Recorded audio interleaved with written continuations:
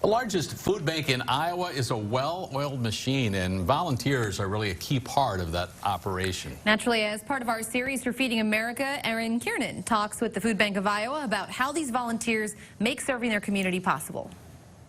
Right now in Iowa, hundreds of thousands of people are dealing with hunger every single day. There are lots of ways to make a difference. You can give a few dollars, you can show up in person to volunteer right here at the Food Bank of Iowa.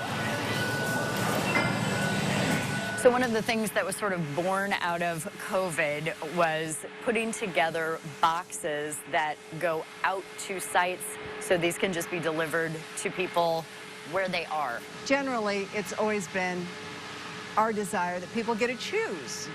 But in today's world, safety being a concern, we're pre-boxing items. So let's take a look at this.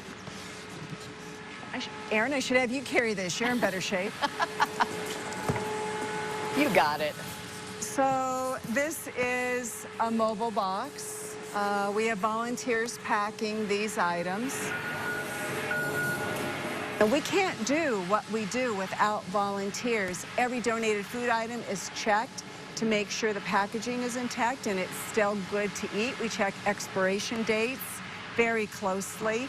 Barilla pasta is repacked. School backpacks have to be assembled. And we have two volunteers here with us today, Patrick and Christy. Tell us where you work.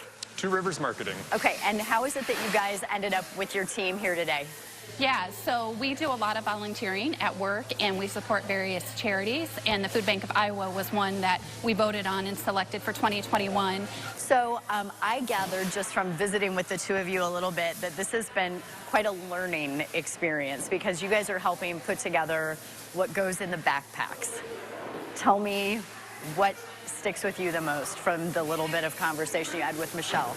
I think just the amount of need that exists in the state of Iowa right now. I think it's pretty awesome that we're able to play just a small role, at least, in trying to fulfill some of that need. Right now in Iowa, 42% of our kids qualify for free and reduced lunch. Right here in Des Moines Public School District, 76% of the kids qualify for free and reduced lunch. 20% of those kids, we believe, are chronically hungry, meaning they go home and there's nothing there.